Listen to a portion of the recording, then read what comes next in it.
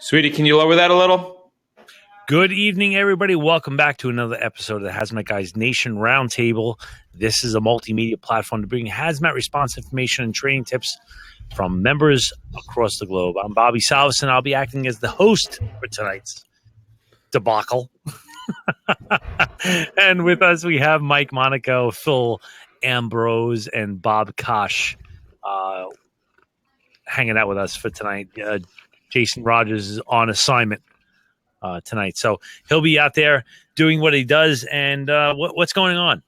What's the haps, as they say, the kids. That's what the kids say, I think. The haps. The kids don't say that. Some What kids do they say these? What do they say these days? They don't. They just look down. Mine and don't. Mine don't even put their talk to me. fingers So I on don't their know. thingy. I heard. Coats. I don't. I won't cuff a girl at that age. Anyone want to take a guess at what that means? I won't cuff a girl at that age. Tie the hands behind the back and put them in the car. No, it means like go steady or only or whatever the hell. Oh, No. handcuff them. Oh, Right. Exclusively. Right. Exclusively. There you go. That's the word.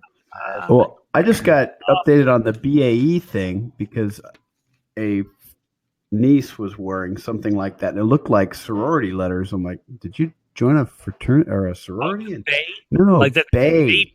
Like sweetheart, Yeah, significant other.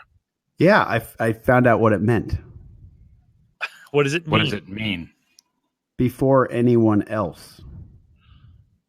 Oh, that's so sweet. Are you serious? Is that what it really means? I feel all warm inside. Yeah. Anyone else feel warm inside? I feel I warm thought they were inside. just retarded and they couldn't spell baby. Yeah. I really Oh didn't. my Oh my God. god! I didn't know either. I was like beta, alpha, epsilon. Like, Dude, wow. I'm dating myself a little bit here, but do you remember we used to have beepers? All right, Yeah. and we used to Yeah. text to beep each other, Yeah. and we used to put 143. It was I love you. It was You. a one, Yeah. and that was like people were like that's retarded. Bay. I feel so stupid not knowing that.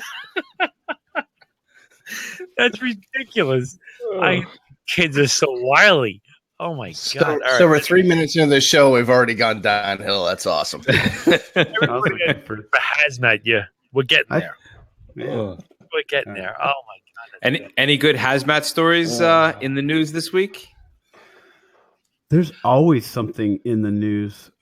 Yeah, It just seems like it never stops, and sometimes it's funny because it's that's why I firmly believe everybody could have that career call because it's like, oh, didn't that just happen? Oh, now it happened someplace else. So yeah. like do we have anything we want to talk about before we get into our meat and potatoes? Well, let's do a meat and potato, and then I got a little radiation tip I've picked up this week. Yeah, me and Michael tag team back and forth. Awesome. While Phil a story of sort. Mike, Yes. give it All right. So I guess we've been doing this really good class called the CTOS. The CTOS is counterterrorism operation support. Yeah, those are the guys out in Mercury, Nevada that are federally funded FEMA guys. They're good. They're very good. Our department happens to be on the big side, so they're able to yank that whole crew over and do a whole set of there's like got to be 9 or 10 classes going on, and so they've got some really great radiation tips and tricks and things like that. So we're going to pass a couple on to you, some that I had not really thought of, and some that were like, wow, that was pretty cool. And one of the first ones is using the inverse square law backwards. I think we talked about this last week. Did we? I did. I'm almost sure I did. Okay. But let's review it again because it's very important. I went through it. I you did the through the wall. I used it in a diagnostic method to find the distance. I didn't use it in a diagnostic method to find. Here comes the drink, to find if he said earlier, what kind of nerds would even be on the show tonight? The super nerds. The super nerds. There's 17 of them, actually. I mean, 1,700. I did not do the inverse square rule as a diagnostic to find if shielding was broken. I don't know how you want to do it, because you can use the inverse square rule in order to find if shielding is an issue or if you want to find the point of source. How did you want to do it? Well, I was the one that made me go, oh yeah, you can do that, was if you're at the hot zone, 2 millirems, and you walk in 10 feet, and by 10 feet you're at 8 millirems, how far away is the source from you? I just wanted to pause. The reason why I used 10, 2, and 8 is because it was 4 times.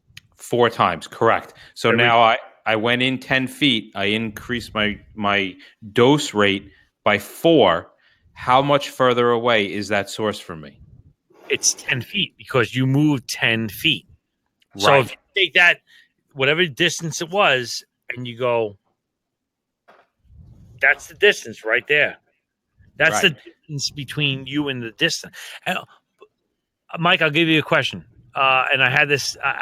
We were talking about this in the firehouse about guys saying, "Well, what if there's shielding? What if there's shielding there? Yeah, it doesn't matter. There is no effect because the distance at 0 and 10 feet had shielding in front of it to begin with. So therefore it was shielded, and it will continue to be shielded in that plane as long as you're going in that. Hold on a second, I'm gonna go 3D. You're going in that plane. Whoa.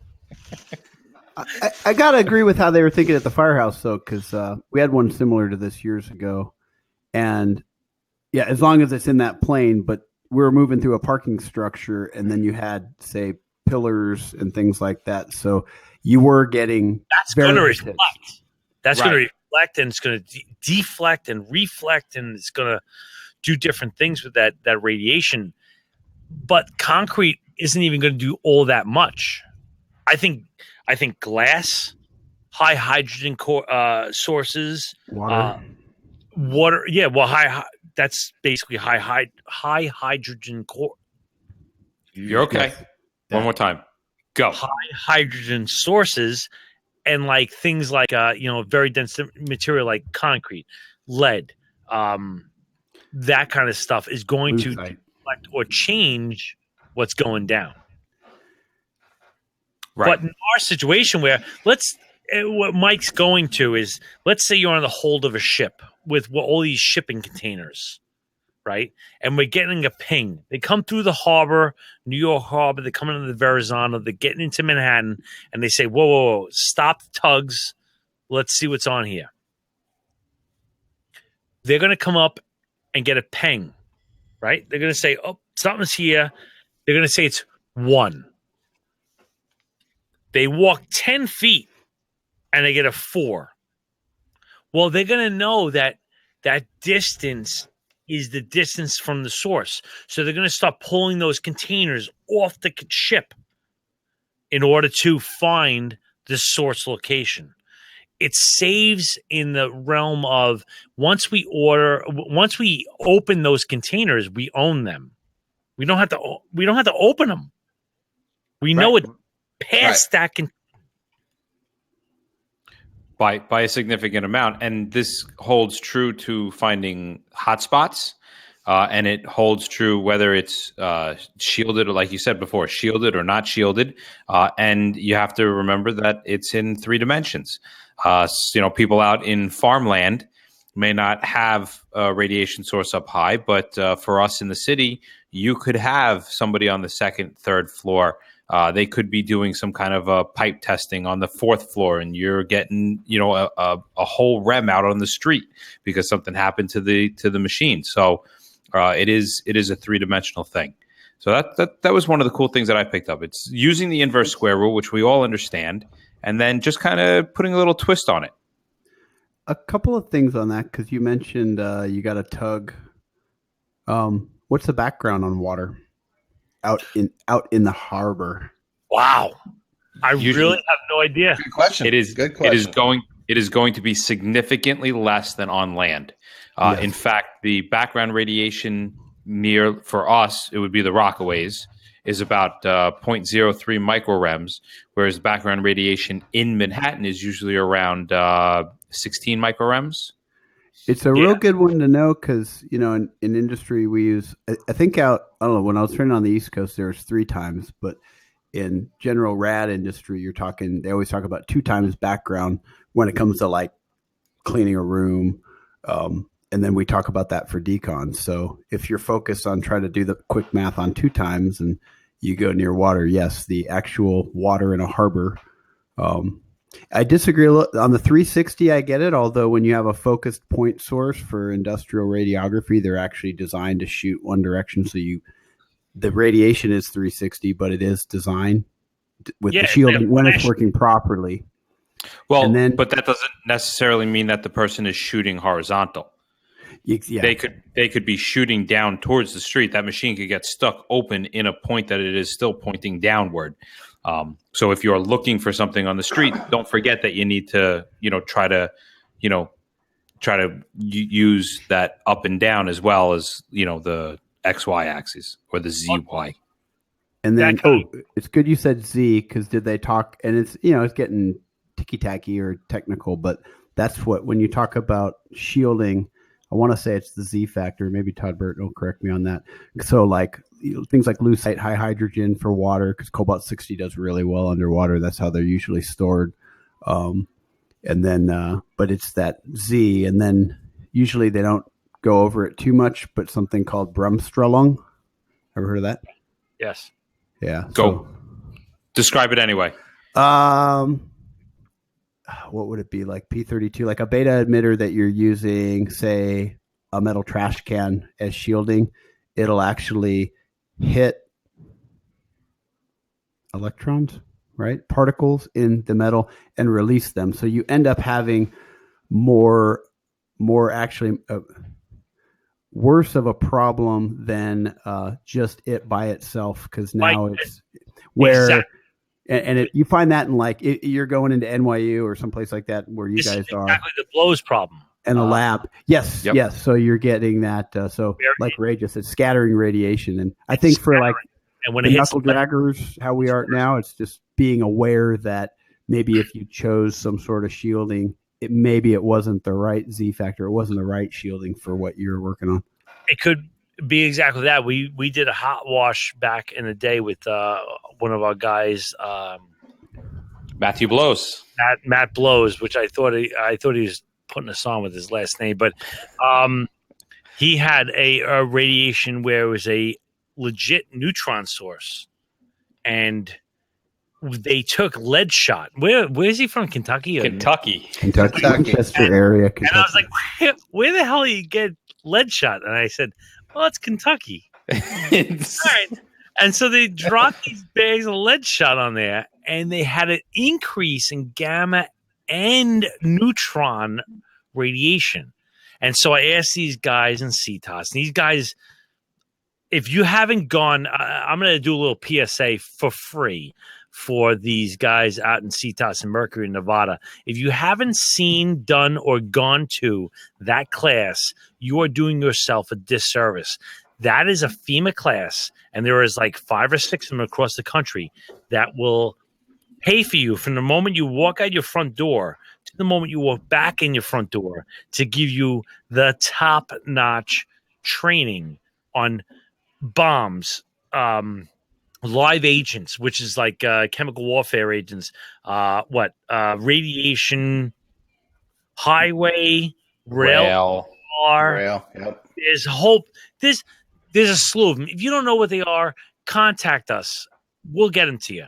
Anywho, these guys went into this whole thing, and they were like, "Yeah, that's how it works." I just heard this. I know nothing about it, but the hotel they put you at before you go into Mercury, It's about $100 Uber ride because it's in the middle of nowhere. But if you tip the doorman really well, they do have an old limo out back, and they'll drive you into Vegas. I heard that from a friend. Yes, that is true. And as well, there is an Enterprise 3 doors down. Yes. Yeah. But no, outstanding class. And then historically, it's kind of cool because you get to be there at Area 51. In fact, my wife that brought me the drink, she was born in Roswell, which is not Area 51. It's where the aliens are. But it's cool history. The website too much, but that is Area 51. But the site you're going to be on is Area 59.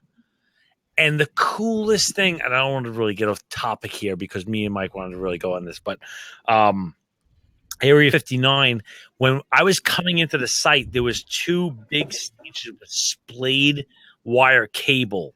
And I remember it was very hot, like not hot temperature wise, but there was hot readings. And when we got out, it was the point where they detonated the first 2 atomic bombs. Yeah. Trinity and Mike. Yeah, what was it? Trinity and Mike. Mike. And you're there. You're under history. They were 100 feet above your head. They blew them up right here. Those houses that you see in all those videos where they get shock waved, you're at those. Amazing. It is cool. It is cool. So, the big craters, you get to look down and see all the stuff. And yeah, it's good stuff. Super, super, super, super cool.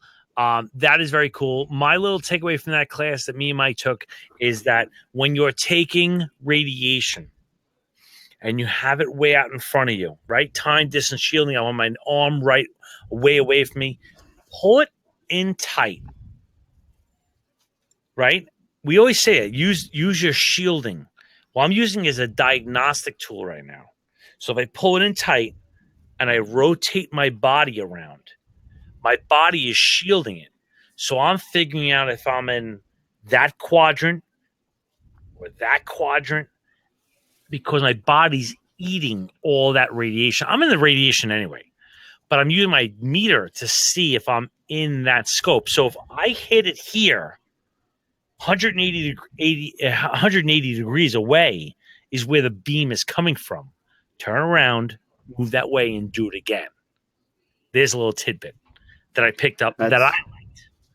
Yeah. And then, hey, just general vacation knowledge, because somebody said Socorro, that's a whole different class. But Fat Man and Little Boy, if you make it out to New Mexico, because Paul Rogers was heading out there for a battery conference in Santa Fe and Los Alamos, they have, that's where the Manhattan Project was. There's some outstanding, open to the public, the museums and all that stuff. My previous employer, we had the contract. University of California had the contract for Los Alamos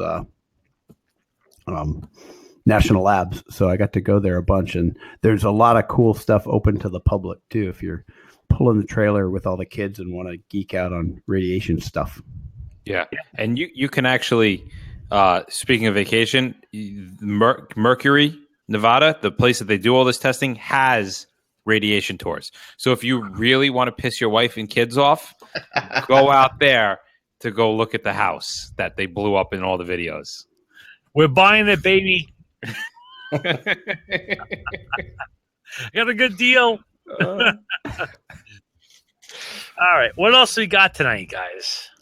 Phil, you got anything, Bob? We did have the news story in Phoenix related to radiation, if you want to stay on topic. Let's do it. Sure.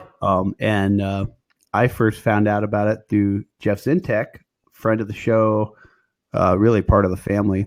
If you don't know Jay-Z, you should look him up. He's the author of the Hazmat Operations Field Guide. And Phoenix did have an incident last couple days that was some...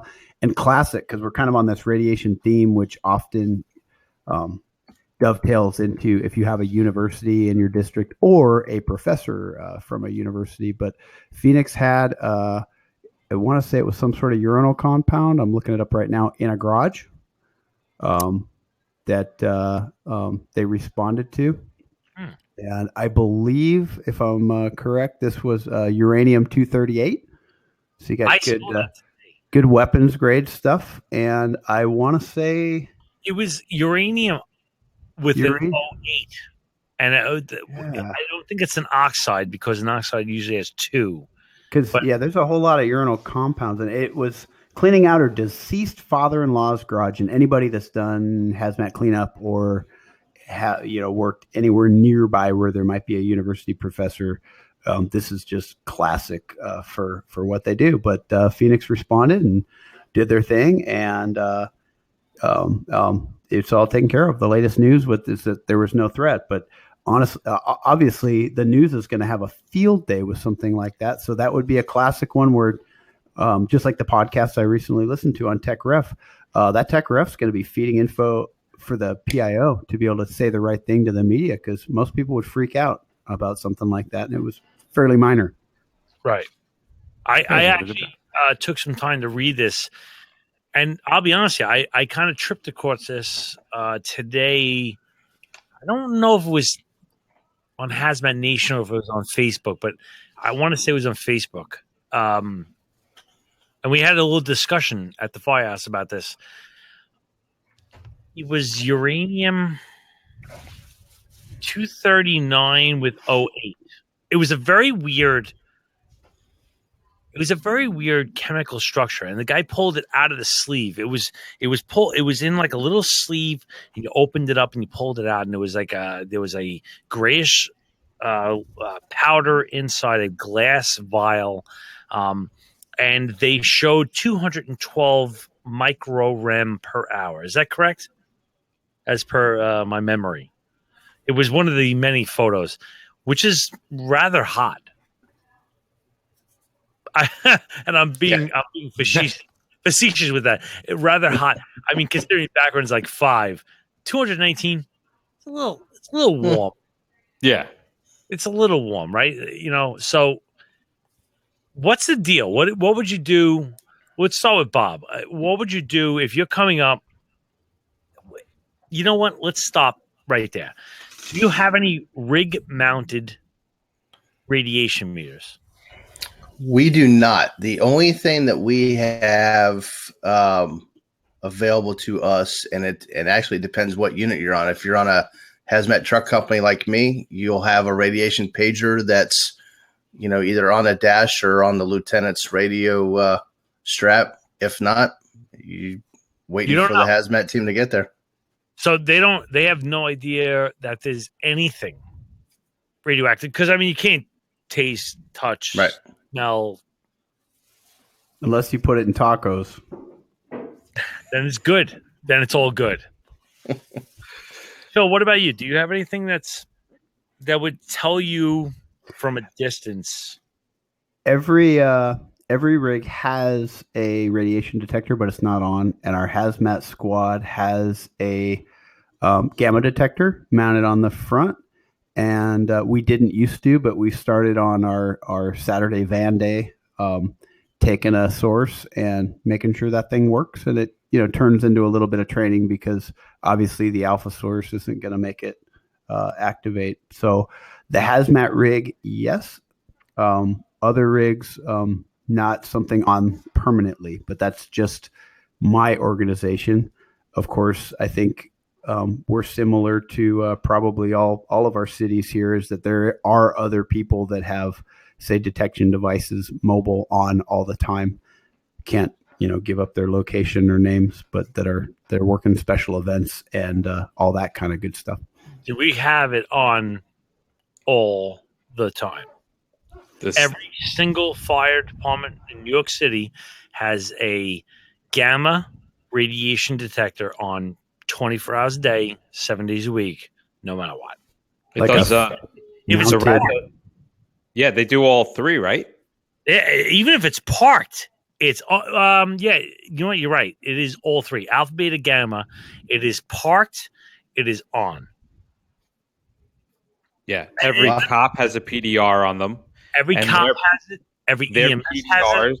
Their PDRs are directly linked in with their operations center.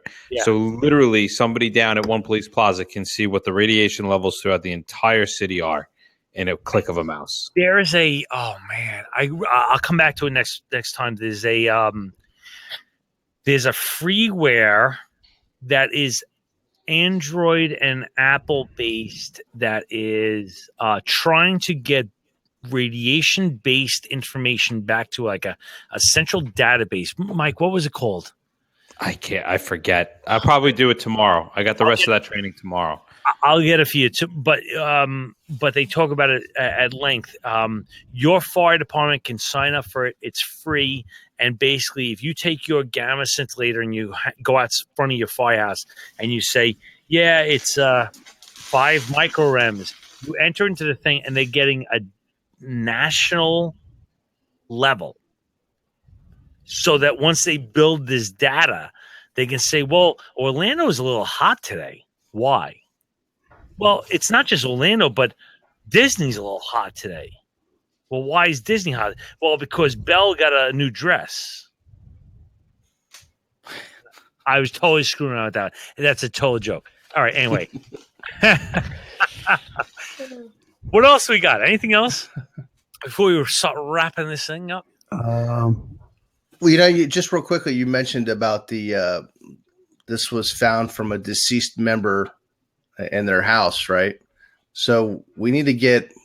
I think there's an incident Bob Lundgren had up there in his neck of the woods in the Massachusetts area, where they had a chemist who passed away. This is probably a few weeks ago. Passed away when they were cleaning out the shed and back. They found over 400 different types of containers, from radiation to acids to all kinds of stuff, and he's still getting the pieces, parts of the investigation to us so we can put it on the show. But it was a call that took over a week, and the chemist father did the same thing, brought it back from the university or wherever he was. And so they have 30 years worth of stuff stored in the shed that they just hired some contractor to clean up, and things were starting to hiss and spit, and it was quite the interesting little run he had. So we're getting more information on that, and hopefully that'll be out pretty soon. Nice. Radiation's a very interesting thing, and it starts with early detection to find out what you have as far as a background. Because when you do this reach back, if you don't know what reach back, and I know I'm going to probably go into a couple minutes of content here. Reach back means that you're going to send this to the real experts, not us clowns. What do you mean? What? Well, somebody better than us? Somebody that's better than us, and they're going to Impossible. It's we're going to send it through the interweb, all right? And nowadays, it used to be a very complex topic, but what we're going to do is basically download the spectrum, right? So we're going to get this spectrum down, and we're going to email it to them. Well, we need 3 different spectrums. We need background. We need a check source, which is easy because we have this on the side of a Ludlam. We have the cesium-137 check source that we use all the time to check these things out. And if you don't, well, go find something because you need a check source. We need something to calibrate it against, and then we have the actual unknown source. So what they do is they take the background and subtract it from the actual unknown. That gives you the pure signal, and then they use the calibration source to really give you the feel. And they get back to you rather quickly. But if you send in one of these, these reachbacks, it's like DEFCON 3. Yeah. They're all over this shit. Yeah, like national labs are getting involved at that point. They're getting spun up, and you're talking about there's like 5 or 6 national labs that deal with radiation. They're all called. Joe, come on in. Fred, it's game time. They're calling them in. They're breaking out their tactical pocket protectors. Oh my god! Boy, the ballistic glasses. Meanwhile, you're in Dubuque, Iowa. And you're just doing, a test. I wonder what this button does. It's no matter if you do it. And these guys in CTOS are awesome. They're like, listen, if you want to test it, just click the I'm testing the system. And they'll get back to you eventually. But they'll do it because it's good for them too. They're checking they're playing. Yeah. And that's what it comes down to. Awesome. Good stuff.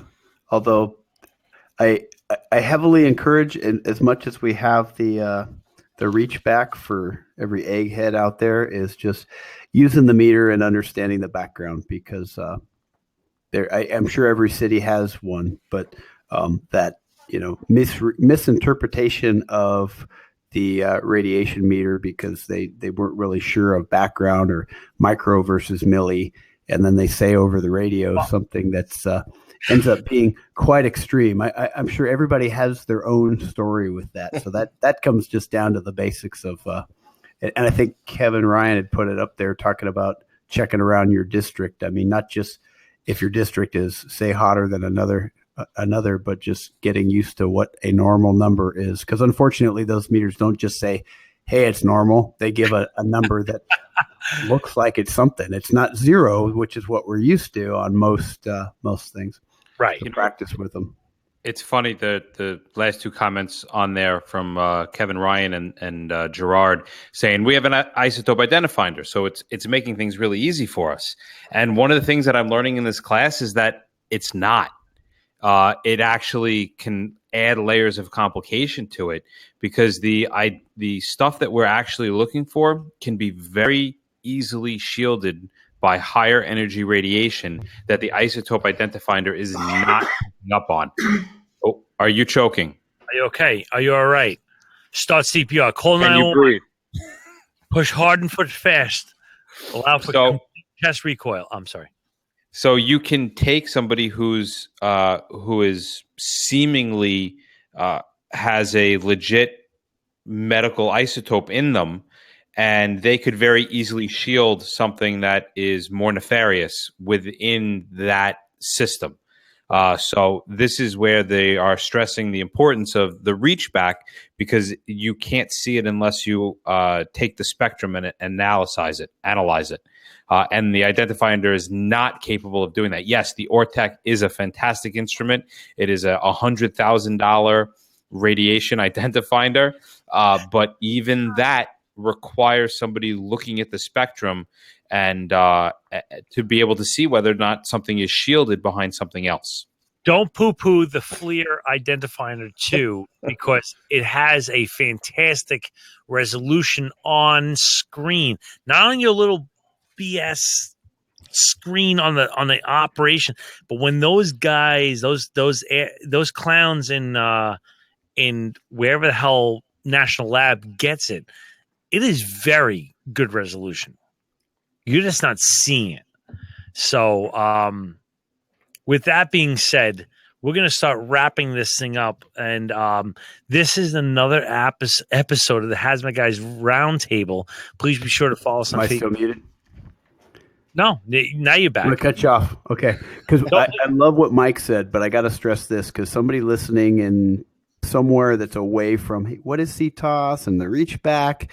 Please. It's still okay. You got an adult diaper at a landfill, and if you know how to use your Ludlum right and flip it, I don't know if anybody in the room has done that, but to tell between I-125 and 131 to know if it's medical grade or not. Just saying, you're going to run into that area where it's like that white powder letter that is at the the LDS versus grandma's house next to the coffee maker.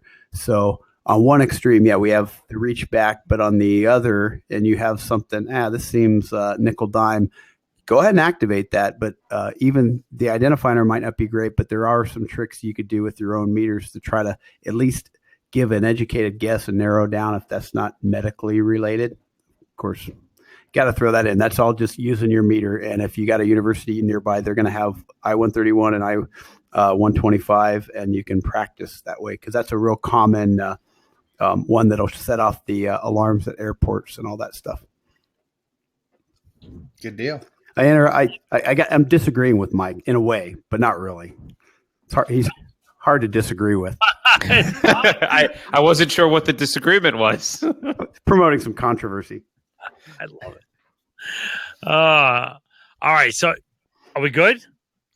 I'm good. All right. Good. So please be sure to follow us at our Facebook pages, the Hazmat Nation, the Hazmat Guys. Guys, let's go around the table and tell everybody where we're going to find us. We'll start with Kosh. Bob? Besides the bathroom, where are we going to find you?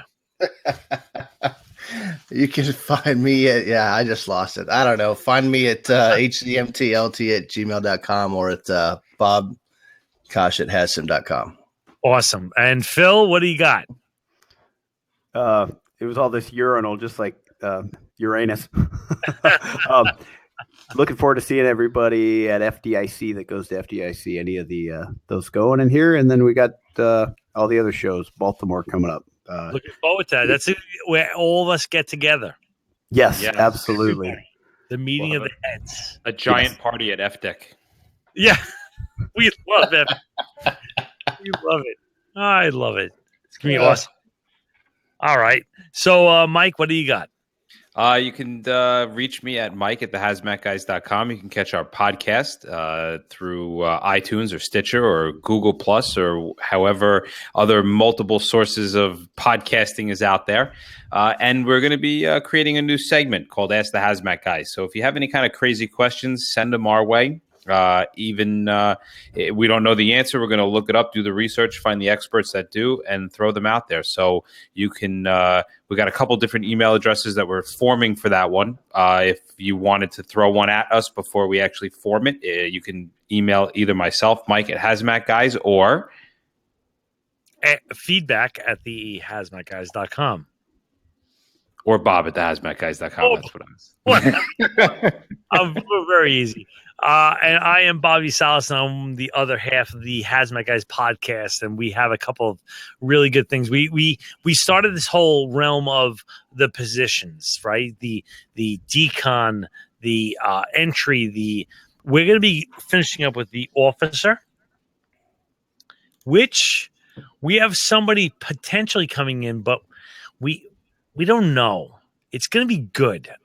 Because I want the right guy to fill that spot. So we have something about how to be a good hazmat officer, but we also have some really great content on I'm going to give a little teaser with how long does it take to get across the galaxy, and it's 12 parsecs. So we're going to leave it there, and be sure to catch next week's show every Tuesday at 21:15 hours Eastern Standard Time on Webinar Jam, where you can find the link on a show on hazmatnation.com. And we'll also be posting the video to our YouTube channel at THMG Nation. That's it. Thank you very much, everybody, and we'll see you next week. Be safe.